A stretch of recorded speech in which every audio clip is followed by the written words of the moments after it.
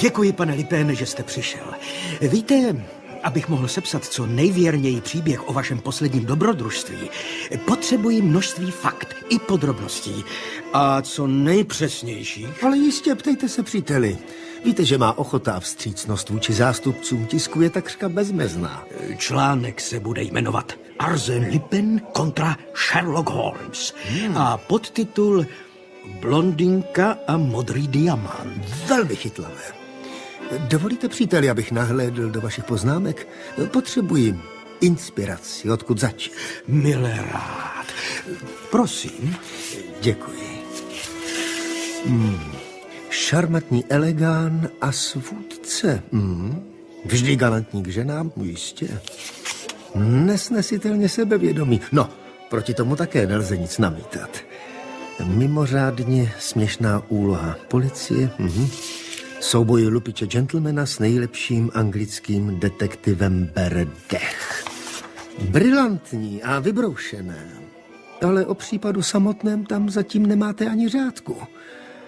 No, kolik máme? Pěkné hodinky. Dvouplášťové, zlaté. Poctivá anglická práce. Patřívali mému ctiteli, který mi je, řečeno s mírnou nadsázkou, věnoval. Nuže, máme krátce popolední. Ve 2 hodiny můžete s příběhem do redakce a večerníky už budou čtenáři na nárožích trhat kamelotům z rukou. Takže začneme pěkně od začátku.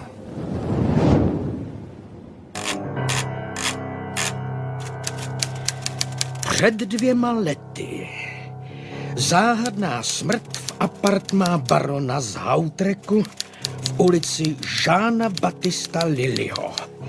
V místnosti se nacházel velký modrý diamant nevyčíslitelné ceny. A přesto naprosto nepochopitelně... A pak k ní přistoupil a položil jí ruku na rameno. Vzdychla a pronesla tiše. Pardon, sestro Loty, jak jsme se domluvili?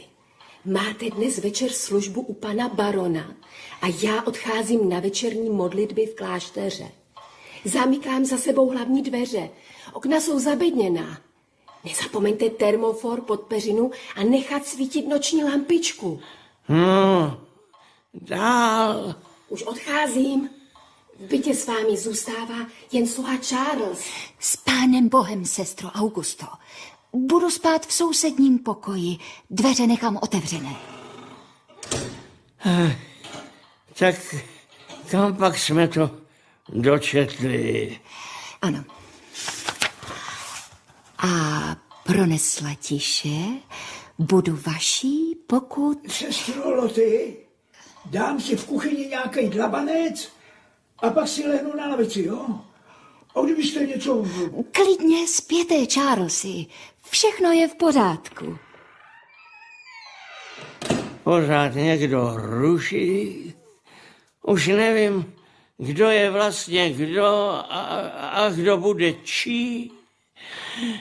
Dělají se mi mžitky před očima, třeští mi hlava. A nepůjde si pan baron raději lehnout? Snad. Asi ano. Šňůru zvonku máte nad postelí, jako vždy. Udělám vám křížek na čelo. Tak. A sladké sny.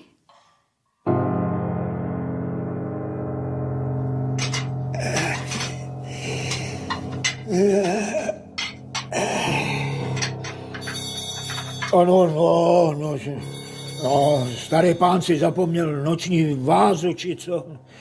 Ano, to je taky služba.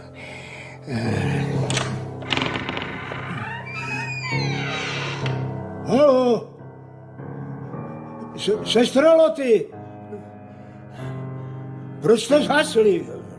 To má jak v pytli. Kde je ta lampa?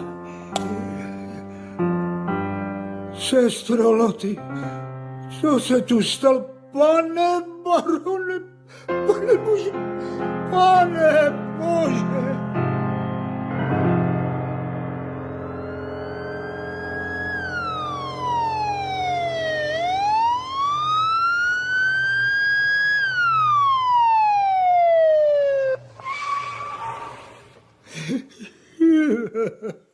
Pane Bože. Klid, jen klid. Popište, co jste viděl. Překocený stolek, povalený paravány, střepy z lampy a... Kde leželo tělo pana barona z Hautreku? Uprostřed pokoje, bože, krev kolem dokola, samá krev. A ten nůž... Jaký nůž? Nůž sestry Loty na otevírání dopisu. Celej zakrvácený, unesli ji, nebožku. Říkáte nůž sestry Loty? Jo, zachraňte ji. Byla učiněný anděl. Ale kam zmizela? A jak? No, to je pravda. Dveře zamčený, okna taky. A ta sestra Loty, jak vypadala? Měla krásný, jako kdyby dětský obličej. Nějaké poznávací znamení? Ne. Jo, vlastně jednou jsem jí viděl, jak si před zrcadlem sundala čepec, co nosívají řádový sestry. Až do půlky zatý padla taková jakoby záplava zlatých vlasů. Blondýnka. Volka. A ten diamant určitě taky. Jaký diamant? No, modrý diamant z koruny francouzských králů. A máme motiv. Kámen se samozřejmě nenajde, Ale je tu. Baron má diamant porád na prstě. Jako vždycky. Zatraceně. Už tomu vůbec nerozumím. Vlastně ano. Za vším hledají Arsèna Lupina. Ta řádová sestra musela být jeho komplicem. Jak jinak by odsud tak nevysvětlitelně zmizela. Když dostaneme blondýnku, máme Lupina v hrsti. A utekla komínem krbu. No to je jediná možnost. Pane! Je to přece člověk z masa a kostí, jako vy nebo já. Přece se nevypařila. Helejte se, potřebujou felčera, vašnosto? No, jsou celý od mouru. No dobře, tak utekla jinudy. Jenom zatím nevím kudy. Ale já tě dostanu. Arsène Lupine. Dostanu tě!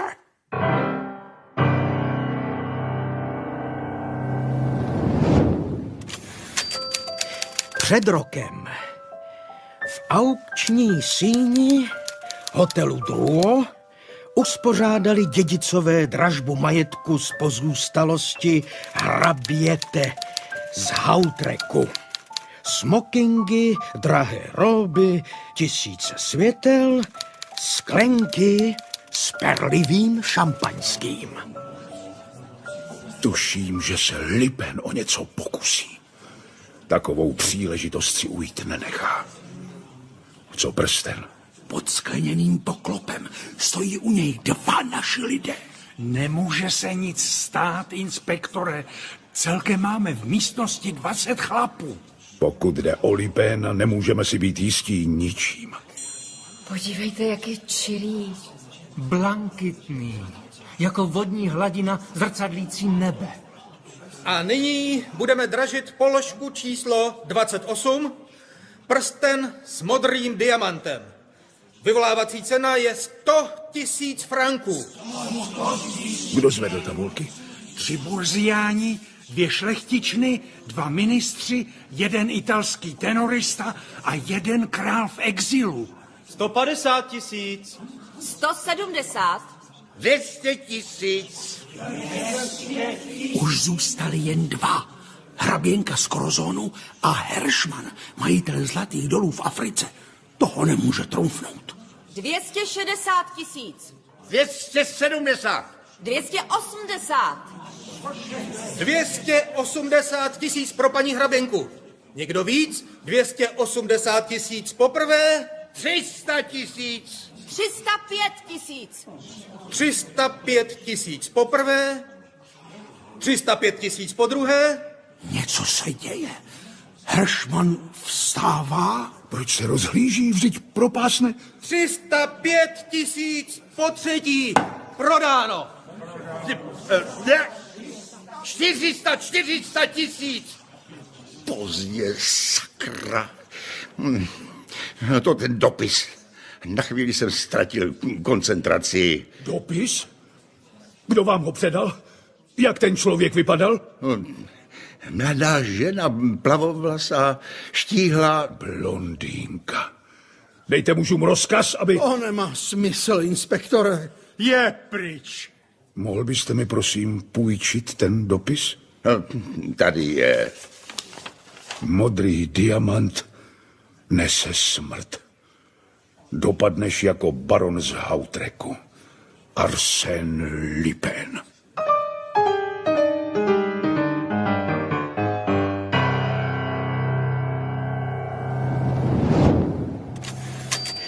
Před necelým půl rokem soirée v apartmá hraběnky z Krosonu v ulici Baldassare Galuppiho. Pohřešovaný klenot nakonec nalezen u konzula Blaichena a zmizelá důvěrnice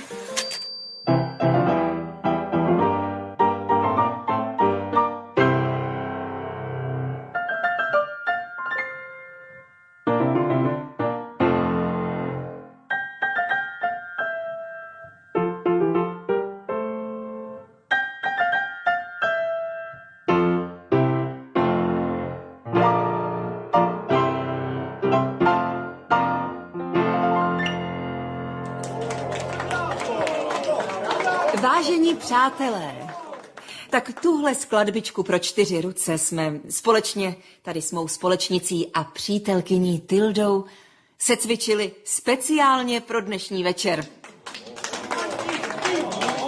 Ale to není zdaleka všechno.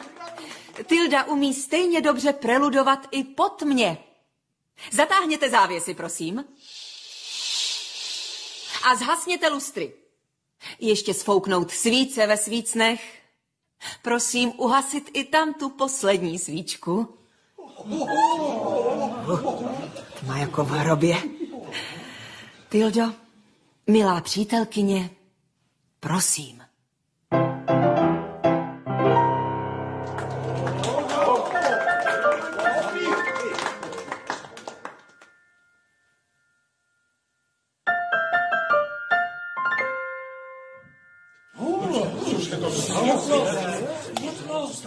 Kde je? Kam zmizela? Tildo? A můj diamant? Odložila jsem si ho před hraním sem na desku klavíru. Číchací sůl. Koněk. Policii.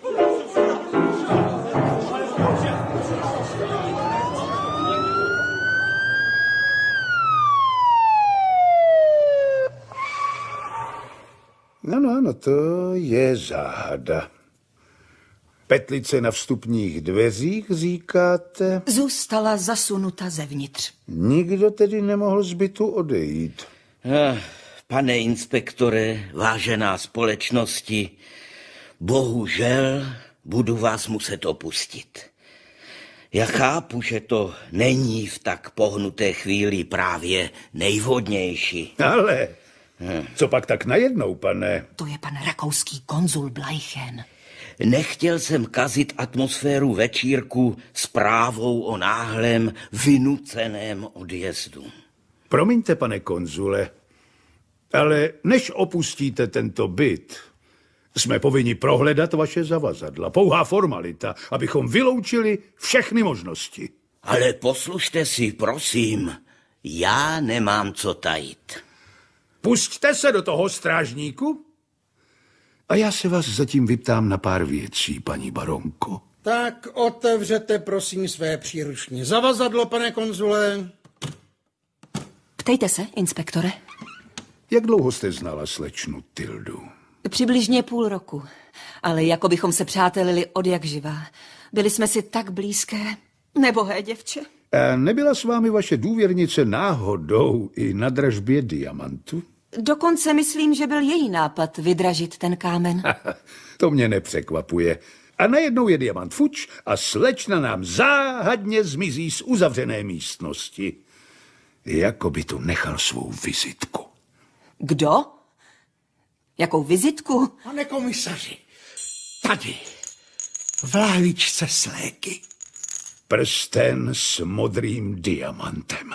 Proboha, netuším, jak se tam dostal. Přísahám. Pane konzule, já vám věřím. Není ta vaše společnice, paní baronko, světlovlasá? Ano, má husté plavé vlasy až do půly zad. Nápadně krásné a bohaté. Blondýnka.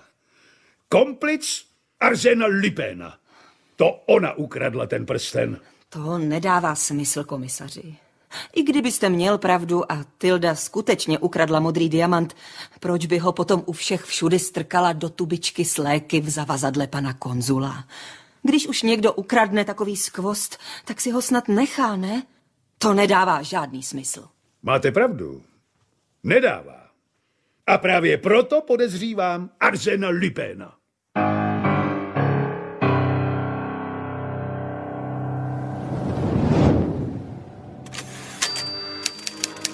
Před týdnem inspektor Ganimard nastražil rafinovanou past. U pasu mu visí pouta, napětí v místnosti by se dalo krájet. Vážení, pozval jsem vás, abyste identifikovali Lupénova komplice. Léčka, kterou jsem uchystal, nám tu ženu za pár chvil přivede rovnou do náruče. Sestro Augusto, věřím, že bez obav ukážete prstem na sestru Loty, která se vetřela do vašeho řádu, aby mohla zavraždit barona z Hautreku. Bůh mi dá sílu, abych přispěla k vítězství spravedlnosti, pane inspektore. A dozvíme se, proč se, skryta pod identitou důvěrnice paní baronky z Krozonu, snažila pod strčením kradeného diamantu kompromitovat rakouského konzula Blaichena. Osobně předpokládám, že zatím vězí mezinárodní špionáž. Myslíte, že Tilda pracovala pro tajné služby? A nakonec jsem přizval vás, pane policejní řediteli, protože myslím, že u takové akce, jakou je polapení komplice Arsèna Lupéna, následný výslech podezřelé a v zápětí zatčení samotného Lupéna byste měl být přítomen. Jsem napjat, Ganimare. Vytipoval jsem síť informátorů z bezprostřední blízkosti samotného Lupéna. Tím nepřivedli na stopu blondýnky. Je to zámožná majitelka obchodu se šperky a drahými kameny. Každou chvíli by měla zazvonit u tohoto bytu. A je tu. Jen pojďte mezi nás, madam. Dobrý den. No pro vás ne, to si pište. Zatýkám vás, spadla klec, blondýnko. Cože? Ale to není sestra Loty. Ani má důvěrnice Tilda. Jacqueline? Co tu děláš? Dostala jsem vzkaz, že mne na téhle adrese čeká kupec, který má zájem o kolekci. Vy tu ženu znáte, pane policejní řediteli? Ganimare, to je moje manželka. Provozuje na Place du Châtelet malé zlatnictví. Ti vaši informátoři z vás udělali pěkného hlupáka. A nejen z vás. Taková blamáž. Inspektore, mám vám předat dopis. Požádal mne o to před chvílí na schodech takový sympatický mladý muž. Ukažte. Vážení přítomní, zajíc má dlouhé uši a přece není oslem. Kozel má dlouhou bradu a přitom není mudrcem. Blondýnka má dlouhé blond vlasy a přesto není tou, na kterou jste čekali, milí. Dejte to sem. Milý Ganimare, věřím, že jako člověk s vytříbeným smyslem pro humor jste byl první, kdo se celé této mé povedené taškařici od srdce zasmál. A pokud ne, budíš vám útěchou, že já jsem se bavil báječně. Váš Arsène Lupin. Ten darebák. A dost! Na celém světě je jediná osoba, která se může dostat na kobylku Arsénu Lupinovi. Snad nemyslíte. Ano. Povoláme do Paříže Sherlocka Holmese.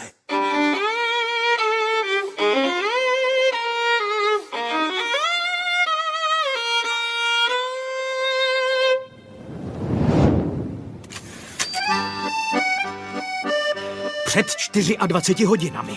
Souboj titánů. Sherlock Holmes s Arsénem Lupinem u jednoho stolu. Nemyslitelné, ale stalo se to. Četl jsem váš dnešní úvodník, Divale. Je to neověřená informace, Arsene. Nevíme, jestli opravdu přijel. Jsem si tím jist. Právě totiž sedí tamhle u toho stolu. I s tím svým přítelem, Watsonem. Přisednu si k ním. Zbláznil jste se, Lupine? Je to silný soupeř a to mě baví. Pojďte za mnou. Dám si beefsteak. Krvavý a pintu řízného ležáku. To je mi náhodička. Smíme přisednout. Garçon, 2 vejce do skla, zeleninu a ovoce. A sklenici minerální vody. Dovolte. Kdo jste, pánové? Není třeba formalit. Ten pán, milý Watsone, je Arsène Lupin. Osobně. Předpokládám, že jste viděl mou fotografii v novinách. Předpokládáte správně. Holmesi, proč jej nezatkneme? Musíte mít oči otevřené, milý Watsone, a hlavu používat k přemýšlení. Pan Lupin usedl k našemu stolu tak, že má za zády dveře do kuchyně. Z toho, jak se k němu chová personál, usuzuji, že je v této brasserii častým hostem a prostředí zadního traktu dobře zná. Má tedy výhodu domácího prostředí. Takže panu Arsénu Lupinovi stačí vstát od stolu, proklouznout ven přes kuchyň a pak už ho budeme v labirintu pařížských dvorků, zákoutí a střech jen těžko hledat. Navíc se nemohou zbavit dojmu, milý Watsone, že utíká rychleji než my. Správný postřeh, Monsieur Holmes. Jsem ve skvělé formě. Nepiju alkohol, nekouřím a jsem vegetarián. Nevadí, když si budu dělat poznámky. Rozhovor Arséna Lupina a Sherlocka Holmese tváří v tvář. To bude prostě trhák. Ach, pardon, pane Holmesi. Claude Duval, Le Journal de Paris. Rád vás poznávám, monsieur Duval. Můžete hned do zítřejšího čísla napsat, že Arsène Lupin bude co nejdříve zatčen. A když to tvrdí Sherlock Holmes, můžete na to vzít jed. Ale nepovídejte, kdo vám to nakukal.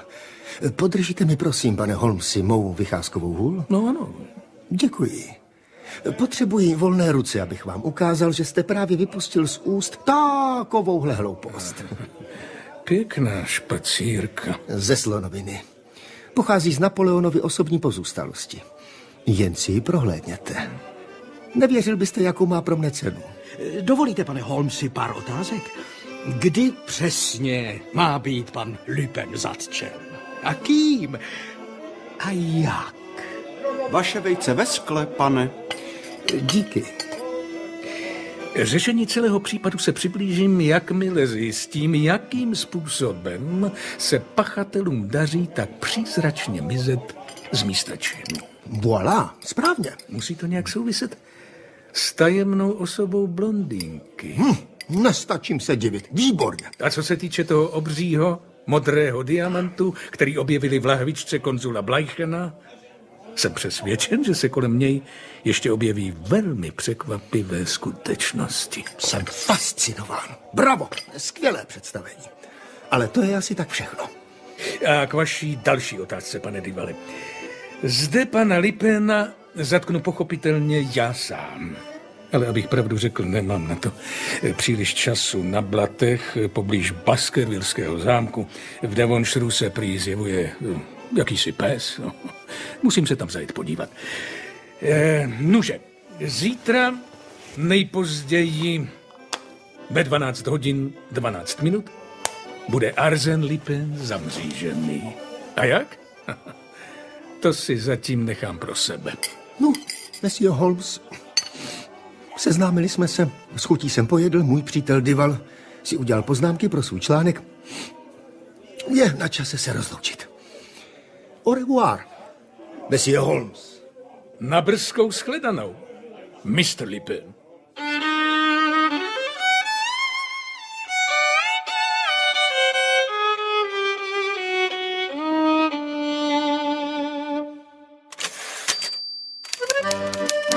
Pařížské bulváry kolotají životem a brilantní mysl anglického detektiva nezůstává své pověsti nic dlužna.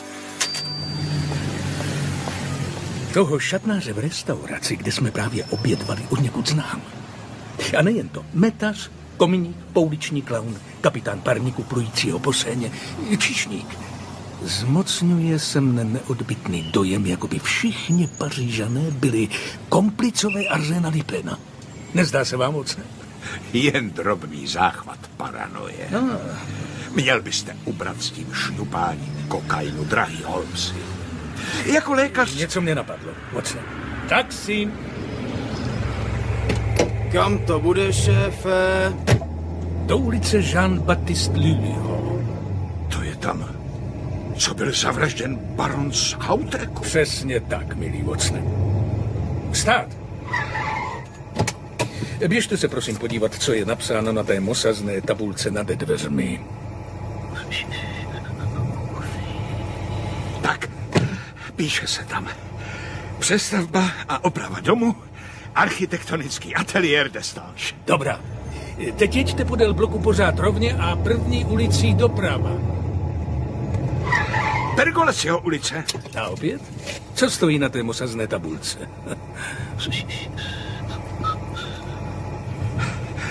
Zvláštní shoda okolností.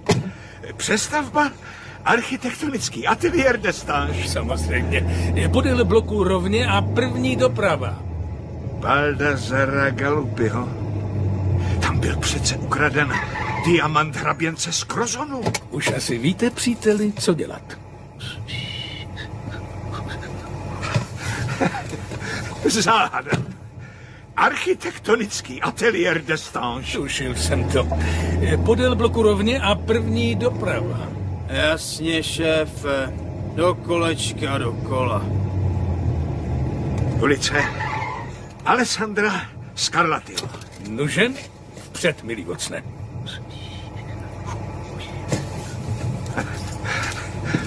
Ateliér Destange. To jsem si myslel. Zvolím přestrojení číslo 8. Watsone? Neškodný, potrhlý profesor. A vydám se za panem architektem. Co mám dělat já? Zůstanete v hotelu a budete čekat na mé pokyny.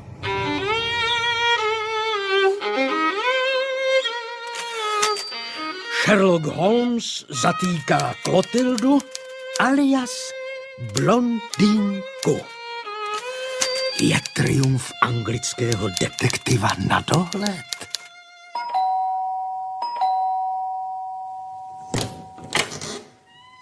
Pan Destange, majitel architektonického ateliéru Destange? Ano, to jsem já.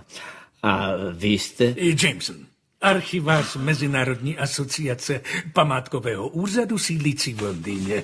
Zde je můj doporučující dopis. Buďte vítán, pane kolego. Vaše práce na rekonstrukcích historických domů v centru Paříže je natolik pozoruhodná, pane Destange, že ji hodlám začlenit do antologie architektonické skvosty hlavních evropských měst, vydávané britskou královskou společností pro umění. Mohl byste mi prosím poskytnout pár potřebných informací? Ale to je pro mne ohromná čest, pane kolego. Mimochodem, všiml jste si, že máme stejné kostěné brýle? Jaká náhoda. Mimochodem právě se nacházíme v Pergolesiho ulici, je to tak? Přesně tak. V pokojích levého křídla bytuje archiv naší stavební společnosti. Máte mou plnou důvěru, pane Jamese. Bez ostychu vstupte a bádejte. No, díky, jste neobyčejně laskav, pane Destanži. Obvykle se o hosty stejně jako o většinu záležitostí stará má dcera Klotilda. Je to můj zlatovlasý anděl.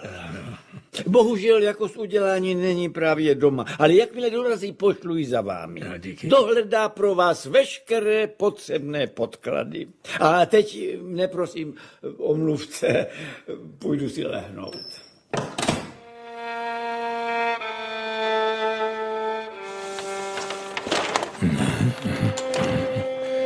No tohle.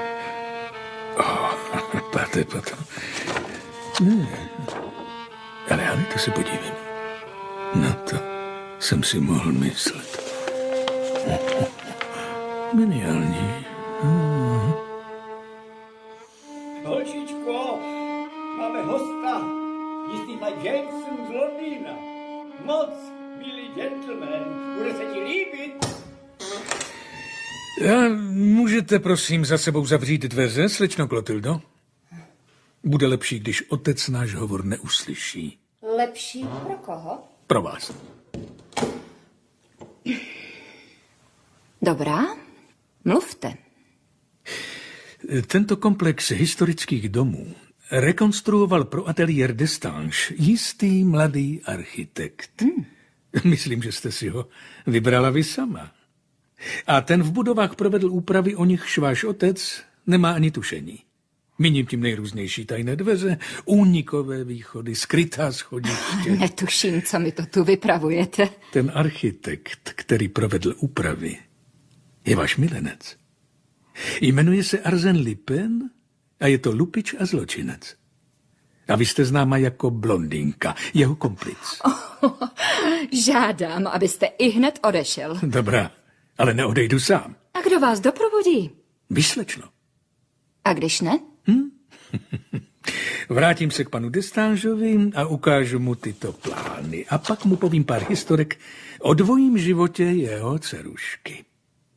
Nakonec zavolám policii. A jak svá tvrzení dokážete? Konfrontací se svědky, předložením důkazů, řetězením logických argumentů. Vy jste Sherlock Holmes, je to tak? Ano. Když už toho tolik víte, musel jste taky zjistit, že jsem barona z Hautreku nezavraždila. Ano, baron trpěl nezvladatelnými záchvaty šílenství. Pravděpodobně se na vás vrhl a vy jste ho bodla v sebeobraně. Prsten s modrým diamantem se vám nepodařilo mrtvole stáhnout z prstu. A nejspíš jste neměla žaludek na to uříznout brilianty s prsteníčkem. Bylo to nad moje síly. Zahodila jste nůž na zem a prchla tajnými dveřmi. Půjdeme? Okamžik, pane. Potřebuji si jen něco vyřídit. Krejčovský modní salon Bon Plaisanterie? Mohla bych prosím mluvit s Arlet? A jistě, počkám. Arlet? Tak ten jezdecký kostýmek bych si nakonec objednala. Bien? A károvanou čepici. Jistě, pravý anglický tweed. Odeslat? A ještě dnes? Báječný nápad. Au revoir. Až po vás, slečno. Tatínku, beru pana Jamesona na obhlídku štukových fasád. A vrátíš se k večeři, dítě? Nejspíš ano. Nedělej si starosti, papa.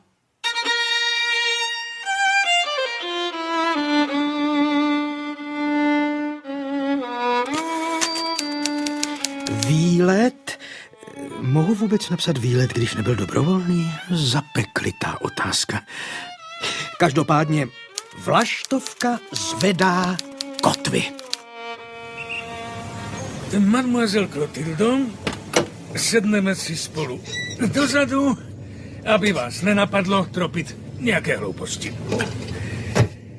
Řidiči, hlavní velitelství kriminální policie, Zlatnické nábřeží, prosím.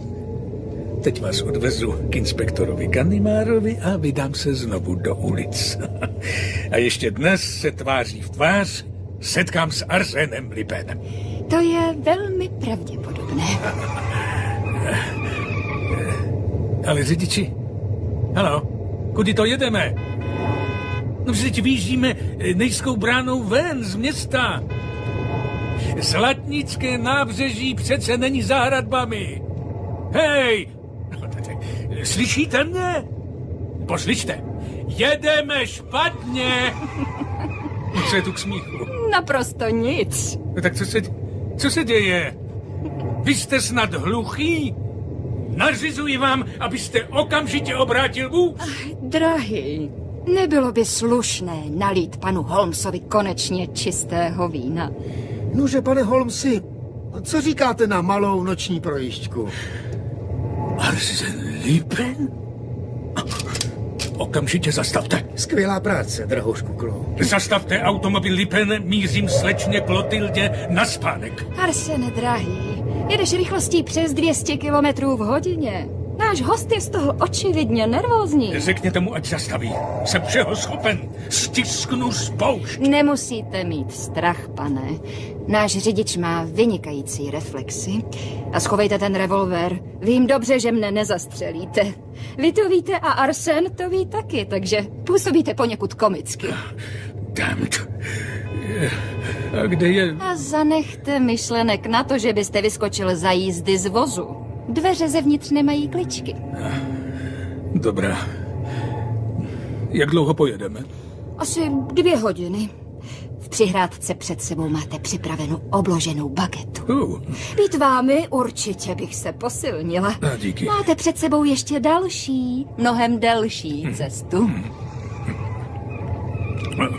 No, naskýtá se tedy dost času na to, abyste mi vysvětlila, jak se Arsen Lupin dostal na sedadlo řidiče mého taxíku. Ne, nic neříkejte. Přijdu na to sám. No, musel dostat zprávu. A z bytu jste telefonovala pouze vy. A to se švadlenou. Tedy tou falešnou švadlenou musel být. Mluvila jste v dohodnutých šifrách, že ano? Opravdu vás nenapadlo, že dívka v mém věku nenosí kárované čepice? Nevyznám se ve francouzské módě. A pak zřejmě uplatil taxikáře, pokud to rovnou nebyl jeho člověk. Bravo! Pověst o vašem bystrém úsudku nelhala. No, nicméně v téhle chvíli mi to zrovna není moc platné.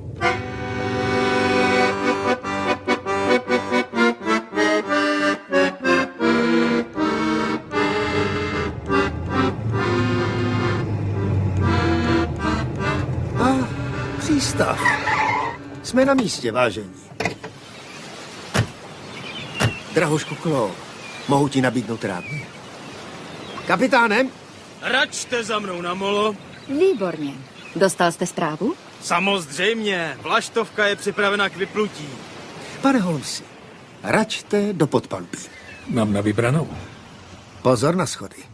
Zde je vaše kajuta. No, a nyní dobře poslouchejte. Pletete se mi do cesty na každém kroku. Nemohu s vámi věčně ztrácet čas. Co všechno víte? To si s dovolením nechám v tuto chvíli pro sebe. Dobře, řeknu to tedy sám. Vypátral jste, že jsem poupravil domy stavitele Destange způsobem, aby vyhovovali mým záměrům. Ano. Uloupil jste u pana Destange plány. Upřednostnil bych formulaci zabavil v zájmu vyšetřování, ale v podstatě se nemýlíte. Vezmu si je s dovolením zpět. Prosím. Stejně si je pamatuji. Jean-Pierre, Jacques, Gerarde, prohledat, svázat nohy i ruce, připoutat k lodnímu lůžku.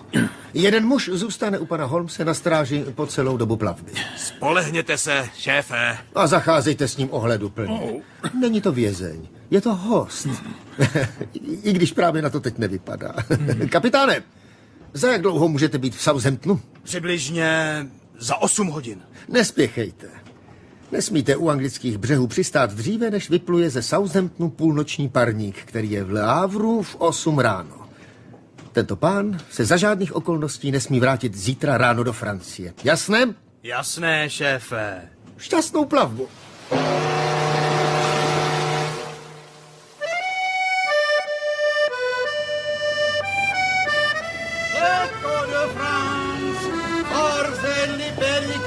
Ze země Sherlocka Holmese, slavného anglického detektiva. Svázaný jako žůlka odplul zpět do Anglie. Lopikano, potupný odsud proslulého detektiva.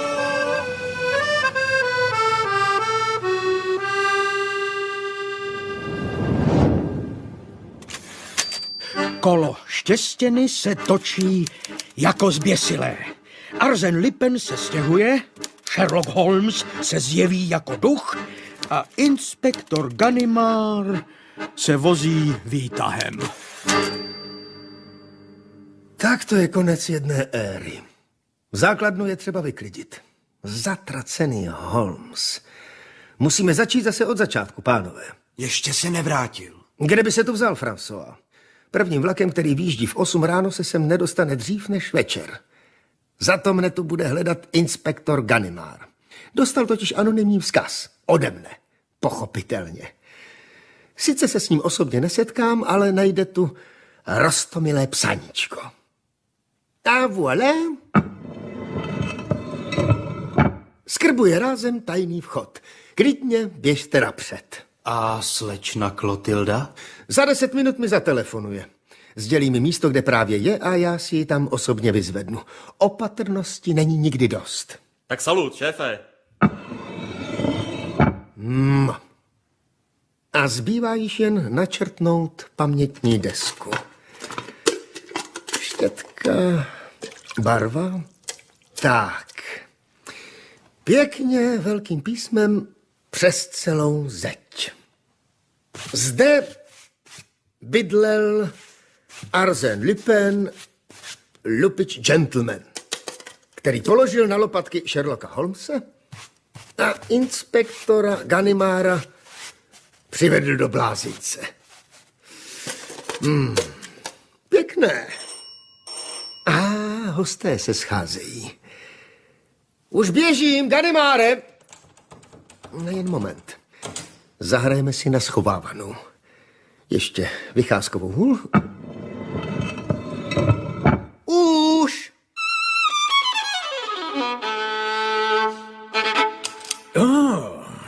Mr. Lupin, že by se přece jen všechno na světě neřídilo podle vašeho plánu? Sherlock Holmes. A doktor Watson. Oba vystupující z vašich vlastních tajných dveří.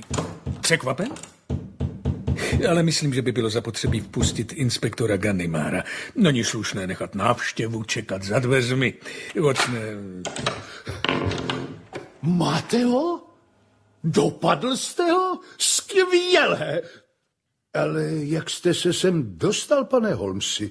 Vchod do domu hlídá 10 ozbrojených mužů. Milý inspektore, byt v 5. poschodí, v něm se právě nacházíme, je propojen tajnými dveřmi s bytem v sousedním domě. A ten je zase spojen tajnými dveřmi s bytem v 5. patře dalšího domu a tak dále. Výborně. Byty v tomto čtvercovém komplexu se tak staly labirintem spojeným tajnými průchody, utajenými dveřmi, neviditelnými poklopy a skrytými chodbami, vybavené sítí poplašných zařízení, telefonních přípojek, vstupy ovládané pohyblivými parketami, ostěním krbové římsy. Z každého bytu vede za zdí tajné schodiště ven na ulici, což umožňuje únikové cesty do všech směrů Paříže. Popisujeme to správně, pane Lupine? Velmi přesně, pánové. Tak tady bylo Lupinovo doupě. Kolem dokola bloku bydleli v bytech v 5. patře jeho komplicové a pohůnkové. Do dalších bytů lákali oběti svých zločinů. Pozoruhodné, Ganimare, vy se nemýlíte. Musím uznat, že máte skvělý vkus, pane Lupin. Ta kolekce empírového nábytku. A na zdech originály Caravaggio, Velázquez, Giuseppe Arcimboldo. Věřte nebo ne, pánové, vzdávám se těchto pokladů bez lítosti. Zařídit si jiný luxusní byt pro mne není problém. To víte, Ganimare, já nemám bídný plat státního úředníka. Vy budete hnít v celé, Lipén. A žádný luxus tam nebude, to si pište. Nastavte ruce. Chviličku strpení, inspektore. Měl bych pro vás jistou nabídku, Mr. Lipén. Poslouchám? Nepřijel jsem do Francie, abych vás zatkl. Jestliže jsem se pustil po vaší stopě, pak jsem to udělal jen proto, že mě žádný jiný prostředek nemohl přivést k mému skutečnému cíli. A tím je? Modrý diamant. Modrý diamant? Ovšem. Protože ten, který objevili v lahvičce konzula Blaichena, nebyl pravý. Ten pravý máte totiž vy. To máte pravdu. Ale je mi líto, nedostanete ho. V tom případě vás musíme přenechat inspektoru Ganimarovi. Arsène Lupin, jménem zákona... Ještě okamžik, inspektore. Pane Holmesi, já hořím zvědavostí. Jak se vám podařilo uprchnout z vlaštovky? Neuprchl jsem. Kapitán mne zradil, tomu nevěřím. Nezradil vás. To jeho hodinky. Postrčil jsem ručičky o hodinu dopředu. Ale jak? No jak? Seděli jsme proti sobě, vyprávěl jsem mu různé historky a když k tomu připočteme jistou dávku hypnózy, trochu kouzelnického manipulátorství a kapku iluzionismu... Musím před vámi smeknout, pane Holmesi. Vaši poklonu přijímám s neobyčejným potěšením, pane. Už je mi jasné vše. Tedy skoro vše. Řekněte nám, pane Lupin, proč jsou ulice v okolí tohoto bloku budov pojmenované podle barokních hudebních skladatelů? Pergolesi, Jean-Baptiste Lully, Alessandro Scarlatti, Baldassare Galuppi. To je prosté, pánové. Mám své lidi na pařížském magistrátu a má přítelkyně miluje barokní hudbu. Malý dárek, něco jako kytice růží, jenže nikdy nezvadne. Tak dost. Arsène Lupin, jménem zákona vás zatýkám. Báječné. Ten přednes. Slyšel jste ho, Holmesi? Ganimare, vy to jednou dotáhnete daleko. A pozor.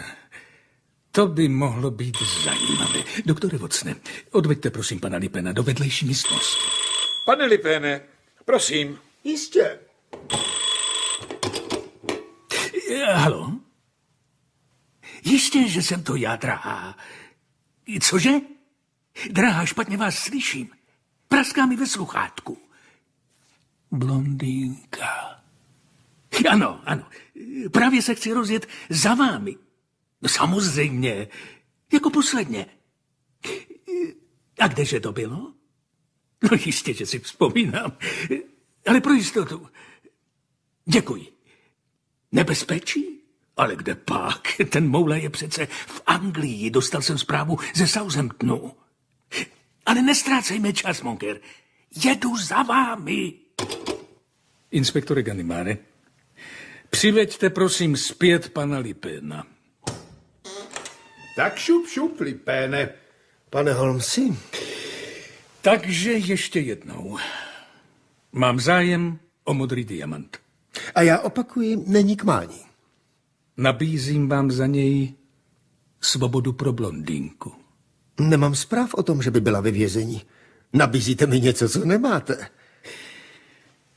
Já se k vám teď nakloním, aby to, co řeknu, zůstalo jen mezi námi. Volala slečna Clotilda Destangeová. Bude za pár desítek minut čekat v zahradách Tuilerijských. Stačí prozradit to zde přítomnému inspektoru Ganimarovi. Chápete, co tím míním? Přijímám všechny vaše podmínky. Tak tedy modrý diamant? Vezměte mou vycházkovou hůl, co stojí v koutě. Doktore Watsone, prosím. A dál? Jednou rukou stiskněte rukojeť, druhou současně otočte kovovým kroužkem uprostřed hole. No co je uvnitř? No tak. Modrý diamant. A blondýnka je volná, pane Lipene. Ale nemůžeme ji nechat jen tak uniknout, pane Holmesi. To je protizákonné. Ale právě jsem zapomněl, jak se jmenuje i kde bydlí, natož kde právě pobývá. Za hodinu odjíždím do Anglie. Ale... Už jsem vám vydal Lipena.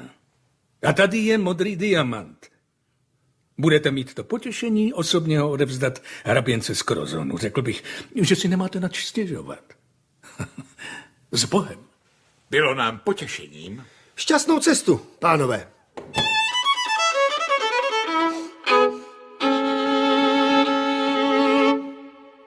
Tak tomu se říká zmizet po anglicku. No a my taky půjdeme. A co tenhle knoflík na ostění, Ganimare? Toho jste si nevšiml? Hrubé opomenutí. Mohl by být důležitý. No, obyčejný zvonek na služku. Tak ji zmáčkněte, Ganimare. Když vám to udělá radost, Lipene. Slyšíte něco? Ne. Já taky ne.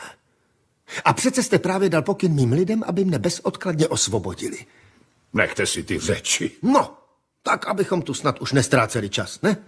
Snad nemáte naspěch. Jestli mám naspěch, mám přece randevu, zapomněl jste. Ve vězení? Nikoli, ve městě. Nemohu přece nechat čekat dámu. To by měl pochopit i takový hulvát, jako jste vy, Ganimare. Tak dost už těch hloupostí, jde se. A nemáme mu spoutat i nohy, aby neutekl, pane inspektore? Dobrý nápad. Ale se spoutanýma nohama po schodech nesejdu. Budete mne muset snést dolů na zádech, Ganimare. Je, koníčku, už se těším. Přivolejte výtah. Je přistaven v tomhle patře, pane. Ale vejdou se do něj jen 2 osoby. Tak se běhněte po schodech do přízemí a tam na nás počkejte u výtahových dveří. Rozkaz, inspektore! Dolů, do přízemí, rychle! Tak alou dovnitř, Lipene. Jak je ctěná libost, inspektore? Počkat. Moment. Stop. Vždyť nejede dolů, ale nahoru. Bystrý postřeh, Ganimare. K čertu. Kde je tady tlačítko stop? Nefunguje, vážený. Ale už jsme v posledním patře. Ano. Zastavte. Kam to jede dál? Až na střechu, do strojovny. A už jsme tady. Chopte se ho, pánové. Jasně, šéfe. Tak jdeme. Želiene, sundejte mi klepeta, už mě brní ruce. Bernarde, Claude, Theo, Jerome, nasaďte pouta panu inspektorovi a pořádně utáhnout. Maxime, a přišpendli mu na záda ceduli, jsem hlupák. Lipene, přísahám. Až já vás jednou dostanu? Sliby, chyby. Víte, Ganimare, legenda lidu Paříže praví, že oplývám nad lidskou silou, bleskovou rychlostí a kočičími reflexy. Prozradím vám tajemství. Je tomu skutečně tak. Vidíte, tadyhle na střechách máme připraveny komenické lávky a dole u chodníku o pár vchodů dál už stojí přistavené nastartované auto. Než sjedete do přízemí a oběhnete se svými muži blok, budeme dávno fuč. Frederiku, odešli toho muže výtahem dolů. Bien! Jako balík, šéfe. A abych dostal pověsti hravého vtipálka, myslím, že se kabina zdviže na cestě dolů, mezi patry zastaví a ti nebozí strážci zákona budou mít plné ruce práce s tím, aby vás dostali ven. S Bohem, inspektore Ganimare.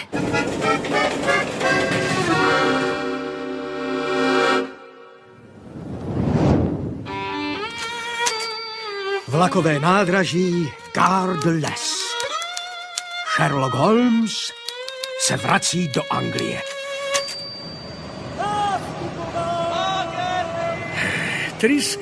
Tryskem, milý Watson. Podle mých hodinek rychlík do Calais odjíždí za pár minut. Dělám, co mohu, Holmesi.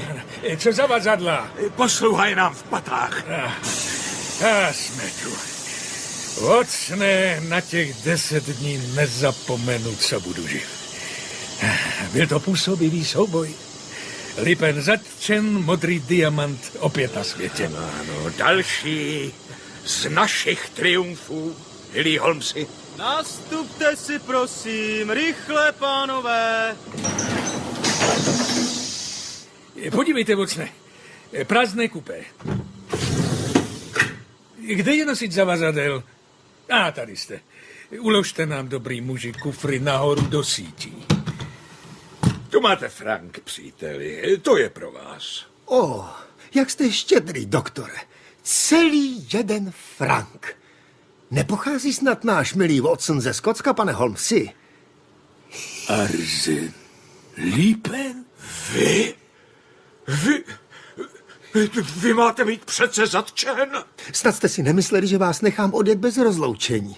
Po všech těch projevech přátelství, které mezi námi vzklíčilo. Za koho mne máte? No, dobrá, odpouštím vám. Tady máte do vlaku večerní noviny. Jsou tam veškeré senzační podrobnosti o mém zatčení. Píšou, že to je váš parádní kousek. Musím už jít, abych nakonec neodjel s vámi. S Bohem! Co to na nás z nástupiště ukazuje, Watsone? Nejspíš si máme stáhnout okénko. Watsone, co to má ten člověk v ruce? To jsou mé hodinky. On má mé kapesní hodinky. Ano, a chci vám říct, že vám to jede na čas. Jsem moc rád, že jsem vás poznal. A napište někdy. Adresa Arsen Lupin, Paříž. To úplně stačí. A třeba i nevyplaceně.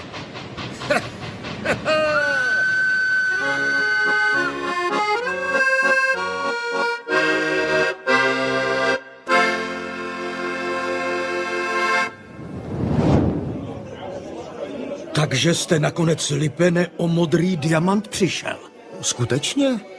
A co je pak toto?